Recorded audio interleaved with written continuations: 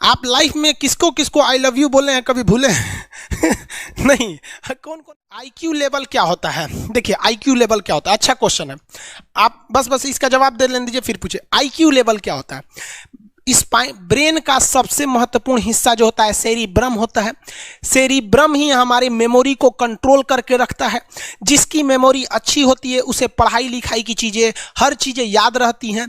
तो इसको नापने का भी कोई ना कोई एक यूनिट होना चाहिए ना। जैसे हम आपको गेहूं देंगे तो तुरंत ही उसको किलो में नापिएगा, चावल देंगे तो किलो में नापिएगा, कपड़ा देंगे तो मीटर में नापिएगा, गैस देंगे तो वॉल्यूम में नापिएगा, एमएल में नापिएगा, लीटर में पानी नापिएगा। उसी तरह से हम कितना देर याद रखते हैं इसको कार्टेक्स में नापते हैं। जिसका कार्टेक्स ज्यादा उसको कहते हैं कि ससुरा बहुते इसका दिमाग तेज है, यानी इसका आईक्यू लेवल ज्यादा है।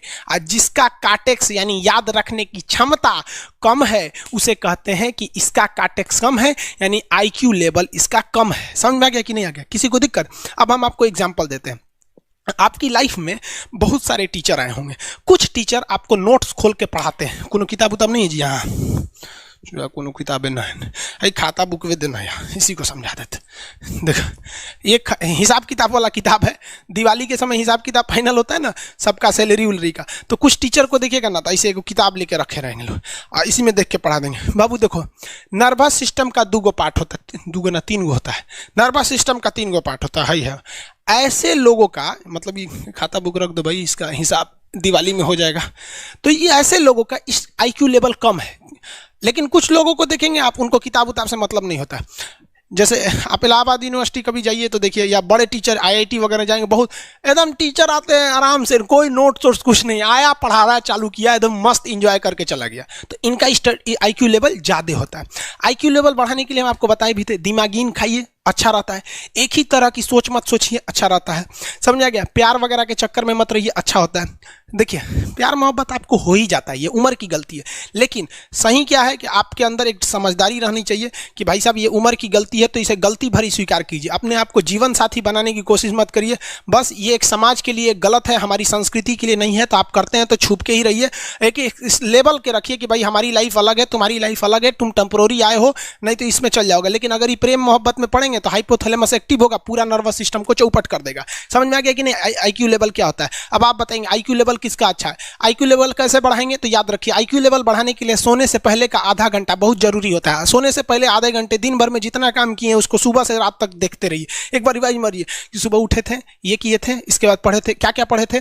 खान सर ये पढ़ाए थे, आप कहीं मैथ पढ़े होंगे, उसको सोचिए मैथ में क्या पढ़ाया गया था। खटाखट खटाखट आपको सोचना ही है ना, सोचने में कितना टाइम लगता है, खटाखट। तो अगर इसको रिवाइज करते रहेंगे, गिन के 42 दिन में आपका आईक्यू लेवल तेज हो जाएगा। फिर आप कहेंगे कि सर जी हमरो बिना किताब का याद हो गया। और अगर यही खत्म हो जाएगा तो क्या कहिएगा, आपका भी आईक्यू लेवल गिर जाएगा। सपना कैसे आता है? इसे ब्रेन की वजह से आता है। थके नहीं रहेंगे ना, नींद अच्छी नहीं रहेगी तो सपना आने लगेगा, क्योंकि ब्रेन कभी रेस्ट नहीं करता है। टॉपिक भूल जाते हैं, मतलब आपके दिमाग में दूसरा टॉपिक चलता है। आप लाइफ में किसको किसको आई लव यू बोले हैं, कभी भूले नहीं? कौन कौन आपको मारा है या कुछ उल्टा सीधा बोला नहीं भूलते? रीजन क्या? आप कितनी बार किसी चीज को रिवाइज मारते हैं? 21 दिन के अंदर अगर आपका दिमाग कभी किसी चीज को रिवाइज मार दिया ना, तो फिर वो भूले नहीं देगा अगले 2 महीने तक। यानी हर 21 दिन पे उसको रिवाइज मारते रहिए। और अगर हर 7 दिन पे मारेंगे ना तो वो एकदम फिक्स हो जाएगा, एकदम फिक्स हो जाएगा। हम लोग को क्या है भैया, दिन रात पढ़ाते आदमी पगला जाता है। इसलिए आप कोई नींद में भी पूछेगा खान सर स्वायत्त तंत्रिका तत्व किसे कहेंगे? स्वायत्त में कुछ नहीं आएगा, ये आ जाएगा आपका सिंपैथेटिक और पैरासिम्पैथेटिक, बस यही आ जाएगा। क्यों इतना जल्दी रिवाइज मारा आदमी कि हमारा सब कॉन्शियस माइंड में घुस गया है। सब कॉन्शियस, देखिए कॉन्शियस माइंड उसे कहते हैं जिस पर हमारा कंट्रोल रहता है। जैसे हमसे कोई पूछेगा कि आप ये अगर पूछेंगे कि खान सर जो 1 हफ्ता क्लास नहीं लिए थे कहाँ थे, तो हम सोचने लगेंगे ये स्टूडेंट है, इसे हर बात क्या बताएगा आदमी कि किस डॉक्टर के पास थे, कहाँ गए थे। नॉर्मल बोल देंगे बाबू थोड़ा सा मेडिकल हेल्थ इशू था इसलिए चले गए। लेकिन अगर मम्मी पापा पूछेंगे तुमसे हर चीज बताएंगे। तो जो चीज हमारे कंट्रोल में नहीं रहता है वो उसे क्या कहते हैं, सब कॉन्शियस माइंड। जैसे कोई हमारा नाम पूछेगा खटाक से बता देंगे खान सर, समझ में आ गया कि नहीं? ओरिजिनल नाम तो आपको भी नहीं बताते हम लोग यहाँ पे। तो सब कॉन्शियस माइंड में घुसा दीजिए। जो चीज, जैसे आप स्टेशन पे उतरिए या बस स्टैंड पे उतरिए, अपने घर जाने के लिए कभी रास्ता याद किए हैं? हाँ, इसके बाद दाहिने मुड़ना है, बाएं मुड़ना, आप फोन पे बतियाते भी चले जाते हैं। तो जब कभी किसी चीज को बहुत बार रिवाइज मार देते हैं तो वो चला जाता है सब कॉन्शियस माइंड में, फिर आपको याद करने की जरूरत नहीं है। सपना कैसे आता है? जब आपकी नींद अच्छी नहीं होती है, तब नींद